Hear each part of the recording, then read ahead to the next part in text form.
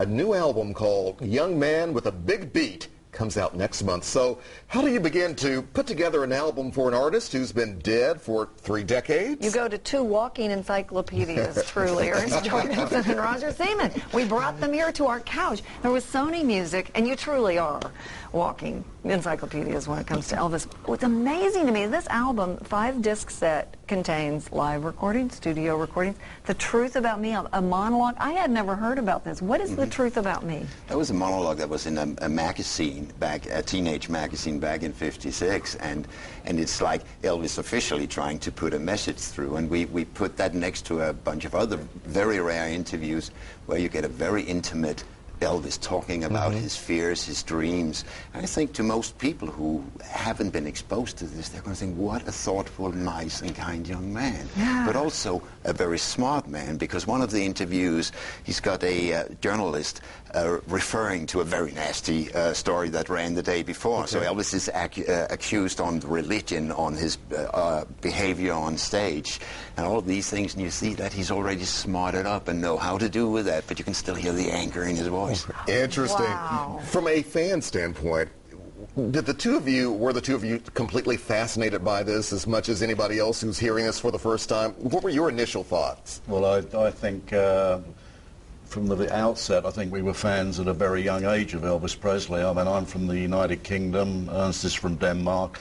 I think it was a testament to the way Elvis reached out to the world with his music, and very quickly during 1956, which is obviously what this music is dedicated to, and the cultural change and significance that Elvis had upon the world, let alone just the US market. And that's one of the pleasures that we've actually had put in this set together, is that it goes way beyond just the music, which is obviously of paramount importance. Right. But it also captures the cultural event as it happened day by day, month by month. And as you're holding in your hand that extensive booklet, I think one of the great pleasures of working on this and putting it together, to make it different from what we've done before, is that there's a day-by-day, month-by-month chronological event, a factual event. It like walks you through the year, Walks you through the entire year, so you get the social growth of Elvis, the acceptance, the hate by the media, the vulgarity and of how Elvis. he handled all that. How he handled and dealt with it in the best way that he could, because no one had been through that before, Right. that kind of enormous career explosion And within that first year. And he What was so surprised you young. more so about this project than anything else that you came across? Well, first of all, that through the archives of Graceland and through our own research, that we were able to dig up so many things people have never seen or heard before, from little ads of, you know, RCA had a record player, and Elvis had actually made a little radio ad for that, to an 11-song unreleased concert, to photos and documents that even Roger and I had never seen before. And to be able to share that in an 80-page book is quite a thrill. All I can say is thank heavens Elvis Presley was a pack rat. I mean, he must have been just an enormous pack rat. His manager was. Really? Yeah. So is the Colonel, huh? Yeah.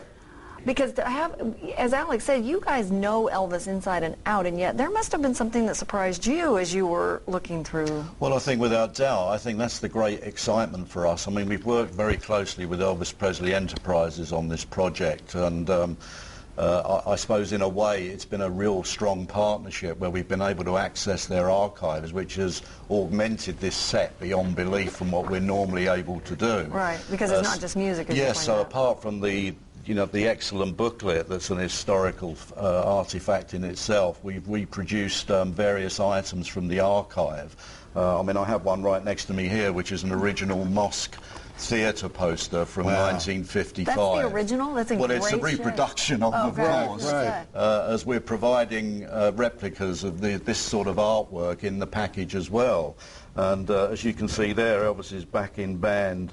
Ernst will probably know better than I, but very rarely were they advertised as the Blue Moon. Yeah. It's kind of, I don't know about that really. But we also have to, I mean, we have to remind ourselves, and you talked about that, you know, it's 34 years since he died, and I think most people who are not really Elvis fans or really music historians have forgotten that nothing like Elvis Presley had ever happened. That's a very good point. Yeah. Wow. It's amazing. This comes out officially next month? On the 27th.